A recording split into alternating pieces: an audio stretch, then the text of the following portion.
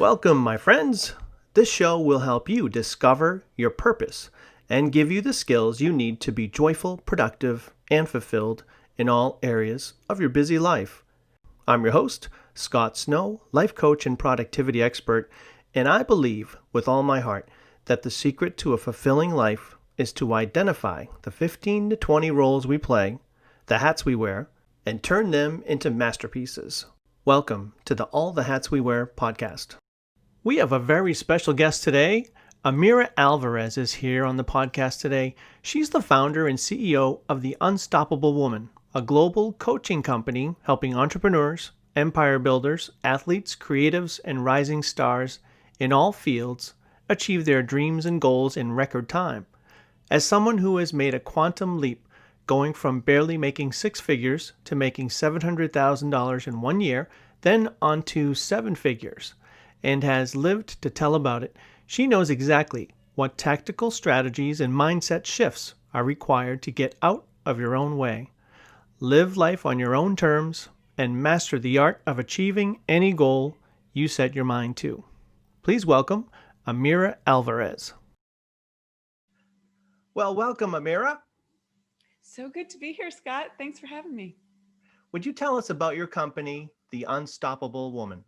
I sure can. So, The Unstoppable Woman is a global coaching company. We help women predominantly. There are men behind the scenes, partners of our female clients, but also men who work with me directly just because they like the message that we have. But basically, the concept is that in order to achieve your goals faster than you ever thought possible, with more meaning and more impact and more feel good, you have to actually break through the things that stop you. You cannot play at the same level and consistently be stopped by the patterns of behavior that you've had up until now. And we all have them at every level of business.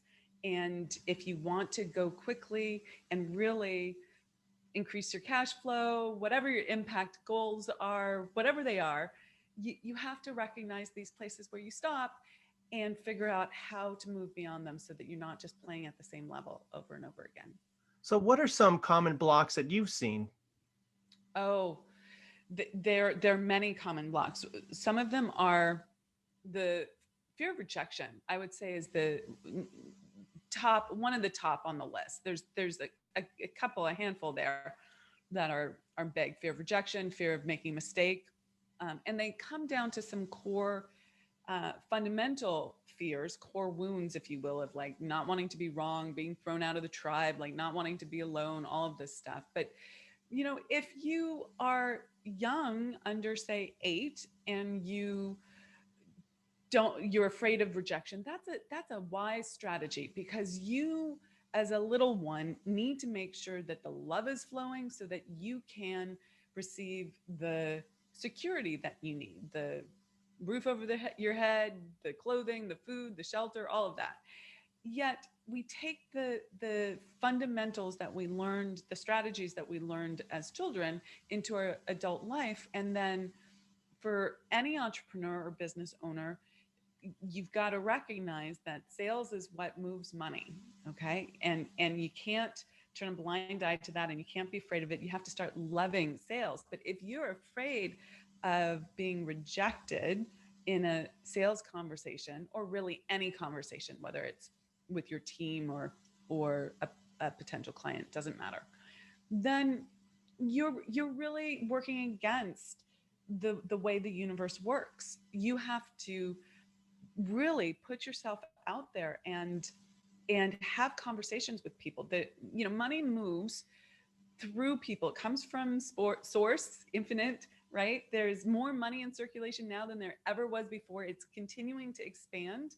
You might have a cash flow issue, but in general, there's more money now in circulation than there's ever been before. So it's moving, and it moves through people, and the mechanism that it moves from someone else to you is through sales. It doesn't come from that person, but it comes through them. And so you have to get good with having conversations with people, whether that's from stage or one-on-one, putting together proposals or having sales conversations, whatever it is. You need to learn how not to fear that rejection. because you'll always get more no's than yeses. That's the law of averages, right? Right. Like you just have to know that, and you have to know your numbers too, right? Like if it takes 100 conversations to make one sale, then you got to have 99 no's to get one yes. Well, you're going to want to improve your averages, but you also need to know, well, then that means I need to have 1,000 conversations to get 10 yeses, right? So, what do coaches and entrepreneurs need to know about filling their pipeline? Yeah, you have to put yourself out there. Okay. And giving is the first law of receiving. So I think one of the things that people really get backwards is they're in some sort of scarcity or a zero sum game where it's like, I can't put my best stuff out there. I can't really share. I can't really give to people. I can't really, um, do my work in this world unless I'm paid. Okay. And you can feel it. It feels like tightness in your body. It does not feel um, expansive, quite frankly. It feels limited. So the first thing that I share with people around this is like give. And this does not mean overworking. Like, let's just be super clear. I'm not saying undervalue yourself and work too many hours for what you're receiving in payment. But I am saying that you have to get out there. You're doing it on this podcast. I'm doing this on this podcast, speaking on stages, sharing something marvelous in social media, really caring. Like, I have conversations with people who I know probably will never become a client. Okay, they're just they're too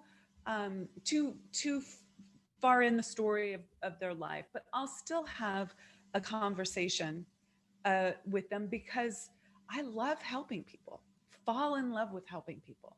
Now, do I do that every day, 10 hours a day? No, I couldn't run a business like that. But a little bit of a nugget here or there, giving people some full presence and really listening is a huge thing. And the receiving doesn't necessarily come back one to one directly, right? But it comes back overall, and it's been really fundamental to my business. Be a Mm. good person, you know. From watching some of your speaking presentations on your website, you seem to have a real talent for bringing up the right energy that you need to put out there. Do you find that do you have a range of different energy levels or shades of energy that are required?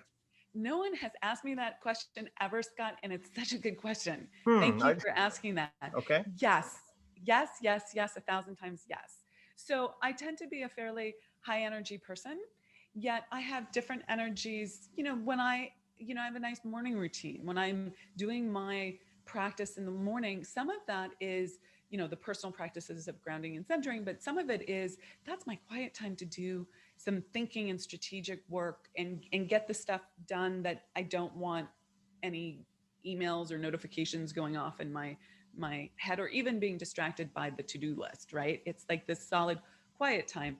That's a different energy than the energy that I bring to stage or the energy that I bring here. But um or or in a conversation, I will read someone else's energy and not be a chameleon in so much as I'm changing the core of who I am to fit someone else's needs, but I will moderate to make sure that if I'm, in my exuberance and they need a little bit of a notch down, that's not going to, back to that law of giving. I won't be able to give. They won't be able to receive if I'm not moderating how I'm showing up. But I think understanding energy is a everything's energy. So understanding energy is a huge part of really being successful.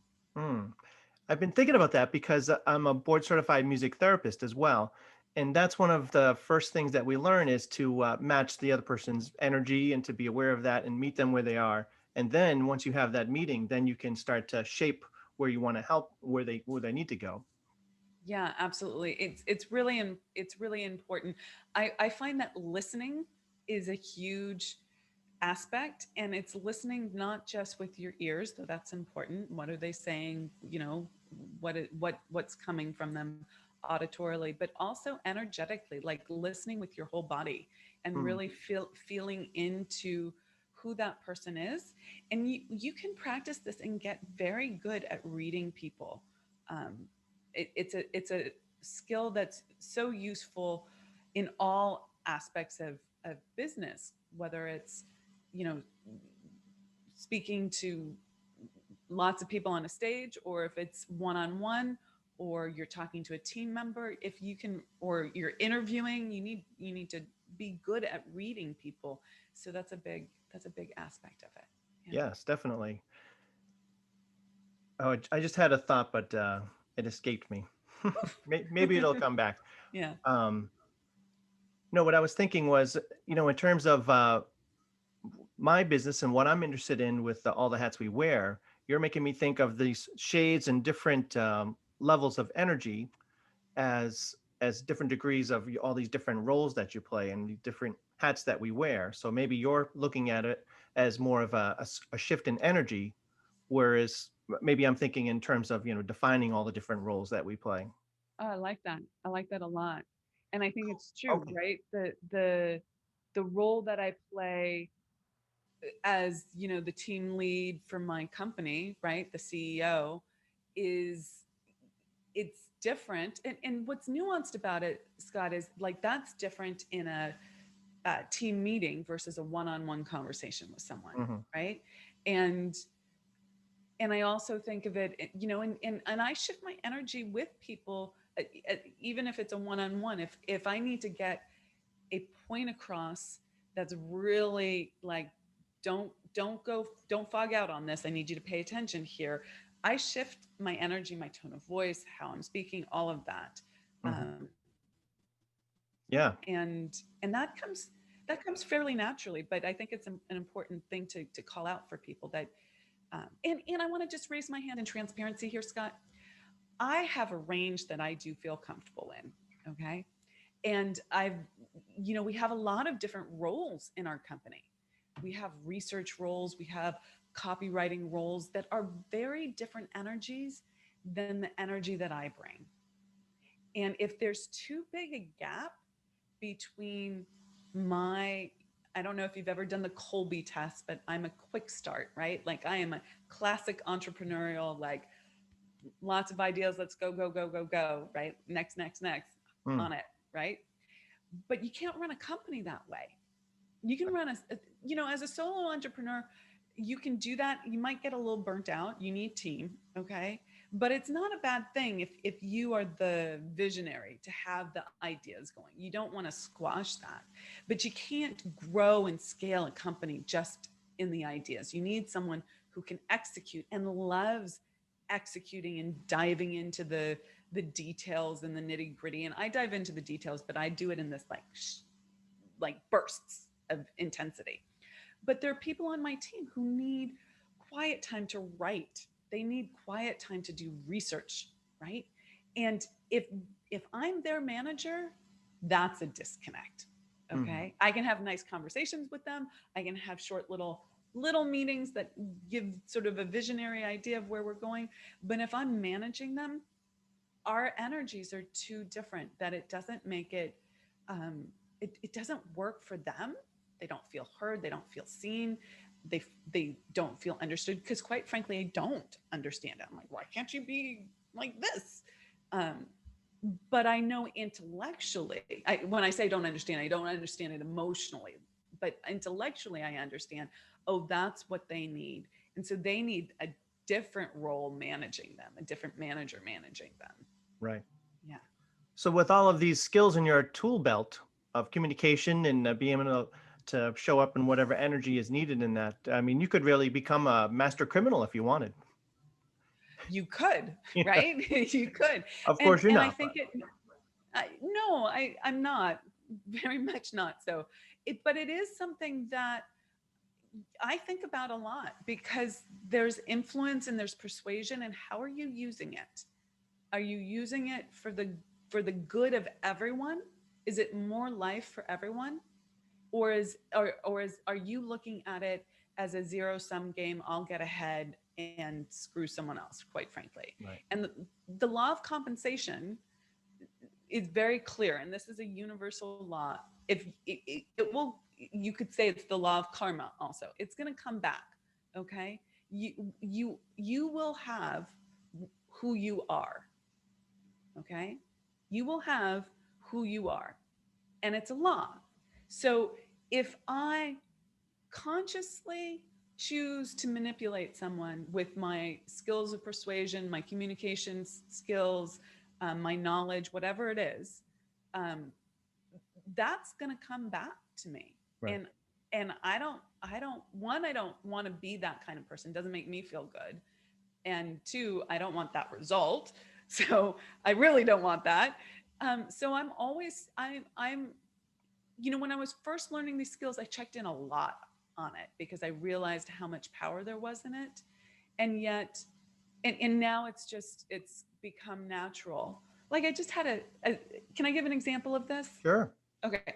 So I just had a sales conversation with a beautiful young woman. She's very early in her career, in her business. She like at the like I'm getting business cards stage, like very, very early. And she's come to our Unstoppable Woman summits. She's done some free trainings with us. We had a conversation. She's so inspired. She's doing more than she's ever done before. She's making great progress. And she wants to do a program with us that's a year-long program. It's our Spirit of Wealth Mastermind and Masterclass. And it's a significant investment. And I have to recognize in that conversation, I have a belief that if the desire is felt, the supply is ready to appear. Meaning, if she really wants to do this, if it's a true desire, she will make it happen and will actually cause her to grow and become more and execute in her business. But I have to be super, super clear with her, because if I just share that concept and I don't check in with her around, like, this is going to be a stretch, it's going to be a lot of work, you might get into panic, you might get pushed behind what you're capable of handling right now. Are you okay with that? So I have that kind of conversation with someone. And then we did a little bit of math also, because sometimes people get pie in the sky. I'm like, if you wanted your return on your investment this year for this program, not that it wouldn't pay dividends for the years to come, but if you wanted your return on investment now, this is how much these are how many products you would have to sell, and are you able to produce those in this amount of time? And let's do a little reality check. So Right. that's how I balance it, because Hmm. I believe that she's ready for it and people can be ready for it. But if I don't have that full conversation, Hmm. then it does feel like I've just inspired them into something versus help them see the whole picture. So there's a responsibility to those tools. 100%. Right. 100%. Yeah. That's great. What I was thinking of before was that as entrepreneurs, one of the great things it seems is that we can show up with that new part of who we want to be, like that new self. With every new prospect, we can show up not how maybe our family knows us, but as this next step of where we're going. And can you talk a little bit about how, as a coach, do you ever consider an important part to holding the space for the client? Oh, 100%. Yeah. I think I'm going to link the thought you just had with this question, because Hmm. they go hand in hand. So, one of the things that's required in order to really quantum leap, really scale your business, and whatever goal that looks like, okay? Could be an income goal, could be an impact goal, however you want to define that. You have to have a new self image. You have to see yourself as the person who does that, who has already done it, who has the skills, the capabilities, because everyone has imposter syndrome. Like, if I haven't done it yet, maybe I'm not capable of doing it, and we shrink. Okay, that's looking at the past, and we need to set a vision for the future. And our self-image is what our identity and our self-image is what determines what our set point is, what we see ourselves capable as being capable of achieving. And so I you have to really see yourself that way. And then I hold space for the wobble. Hmm. Okay. because there's going to be a time where people are they're going gangbusters, they feel like they're making progress, and then they're going to hit what I call the terror barrier. It's some sort of wall. It's where everything starts falling apart, and the emotions start getting really these high amplitude of emotions. And most people look at that and they say, I need to turn around. This is painful. This does not work. Um, this is wrong, because we're as human beings, we go towards pleasure and away from pain. This is painful. I'm going to go away from it. But the truth in the matter, and this is where holding space is required, and coaching very specifically to this issue. But when you hit that wall, it's because your new idea of who you are and the actions that you need to take is inconsistent. It's not yet aligned with your self-image, your belief structure, your identity. And that's like an oil and water, apples and oranges kind of thing. They don't mix. And you will start feeling the anxiety, the fear, that amplitude of challenges, and things will start blowing up because your subconscious has a huge reservoir of ways to get you to stop, and it will, make your car break down. It will cause a fight with your partner, all sorts of non-related ways where it just makes the intensity so high that you want to turn around. But if you turn around, that wall, the next time you get to that terror barrier, is that much thicker and higher. It grows because your subconscious knows how to stop you. It knows how to get you to turn around and not do it. And it will be perfectly reasonable. Be like, I'm a little overwhelmed. I'm getting sick. Um, my parents need me to help them move or take care of them during COVID or whatever it is. Okay. It will look reasonable, but in fact, it's a way of stopping. So I hold space for the people that I coach to help them through that. And when they make it through the other side, they've learned so much. Not only does their income grow and all of that, that's amazing, but they understand this process. You have to go through it about 2 or 3 times to really get that you'll survive, and that you can't listen to it and you have to keep going. But that holding space during that wobble period is super important. How is it different to have a coach compared to a best friend that you talk to? Usually, the best friend will just want to help you feel better. Okay. Usually, the best friend is more like a cheerleader. Now, a coach has some cheerleading qualities. I celebrate all the wins. I get the texts, and I celebrate all the wins with all the emojis. Okay. But I will also call my clients out on where they're falling short in a loving way, but in a direct way. And Right. I'm not afraid. I think that's the difference between who I was as a coach 6 years ago and who I now 7 years ago, and who I am as a coach now is I can pinpoint where people are going into their stories and off track so much sooner, Mm, and I'm not worried about people not liking me. right. Feels good with people to have people like me, but when I was a coach earlier on, I was too afraid of losing that client. Right. Okay. So So you I know it's was not going to fall apart. It's not so fragile as what you thought before. correct. And I actually have more security now because I'm more direct. It was a false belief before, but it was who I was 7 years ago. And I've grown so much tremendously since then. And so now I'm super direct with people, and they thrive because of that, because they very few people will call them out in the way that I call people out. I help them really keep their standards high, and like not go to mediocre. Yeah. Right. So probably even in your daily life, you can pick up right away when you're hearing stories. Right. Yes. And I Right. have to be careful if they're not my client. Like that's not there's no permission given to coach without permission, right? Like Right. that's an Right. important thing. Yeah. You can see it, but yeah, it's not your place. Yeah. Hmm. Or my place. What if someone, and this is kind of, I'm speaking from my own perspective. I found that I've defined my purpose. I'm really excited about what I'm doing with this, the hats we wear and the roles part of productivity and life purpose. but it's been a struggle to get people to respond back. So how do you, if you think you're doing the right things, but you're not getting that feedback, but you want to keep going, do you Yeah. have any So clients that are similar to that? Or I'm not asking for free coaching on the spot here, but I guess that just sort of came up for me.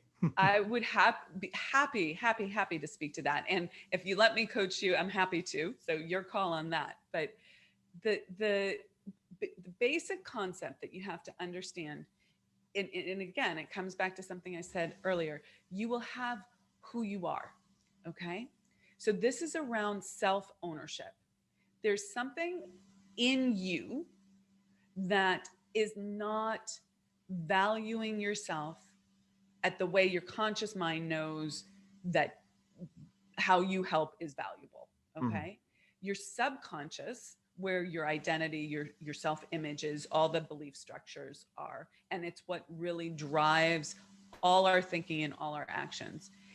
It that is There's something that's saying a part of me is unacceptable, a part of me is not good enough, a part of me needs to be suppressed.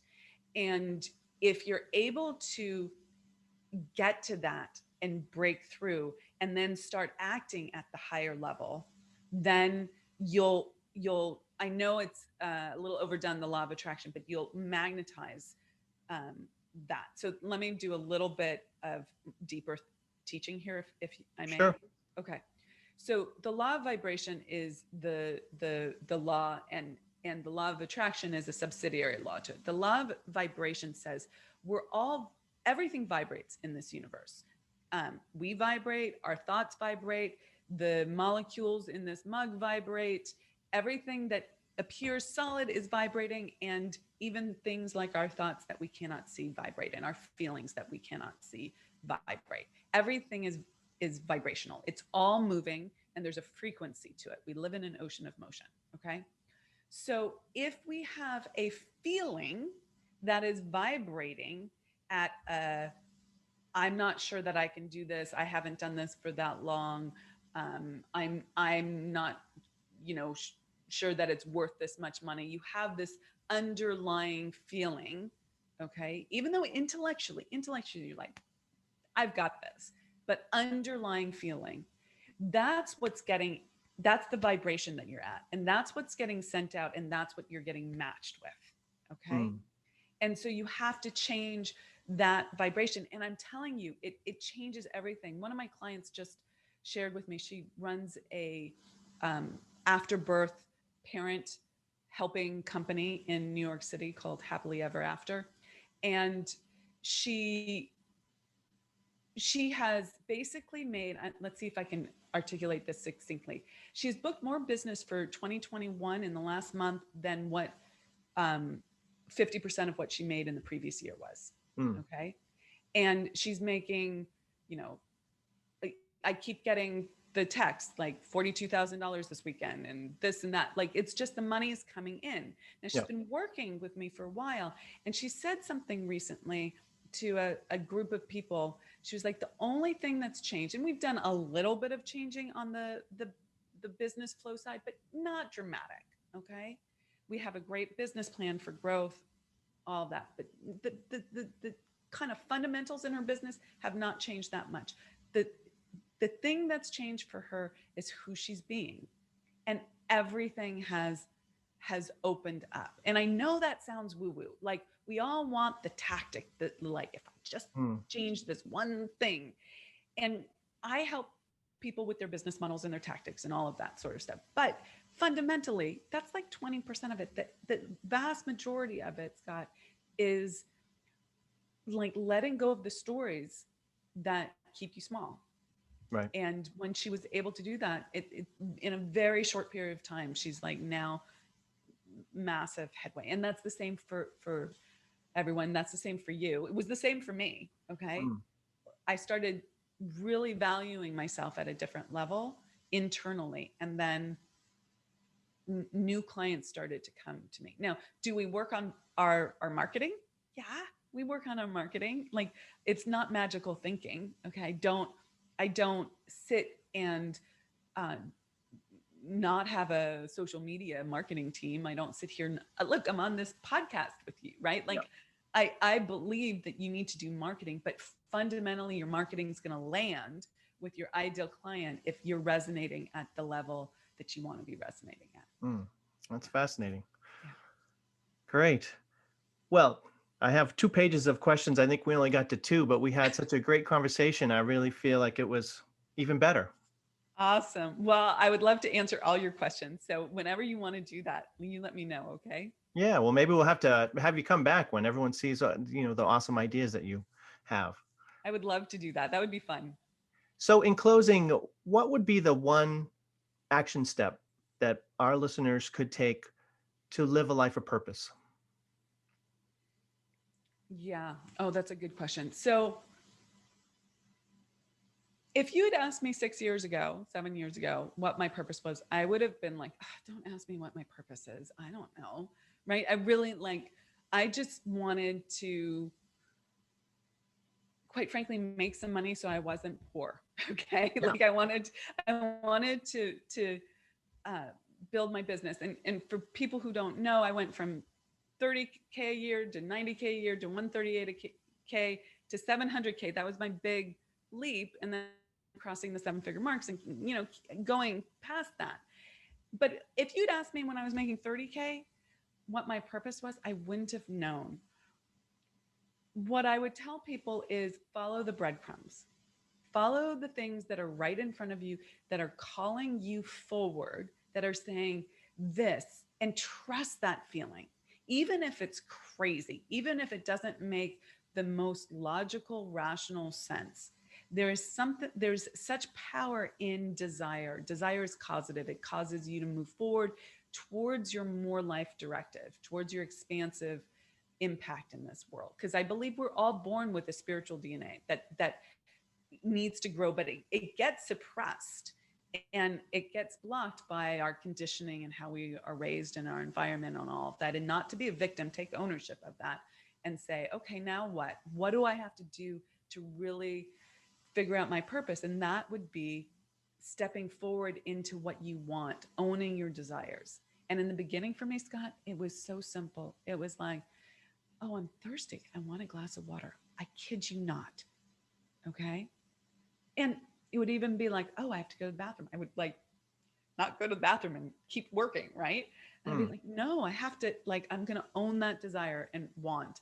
And it seems so simple, but then it built one after another, one thing after another. And then it became, you know, things that, things like manicures or shoes or hair or whatever, things that I found exciting for me when I started to make some money.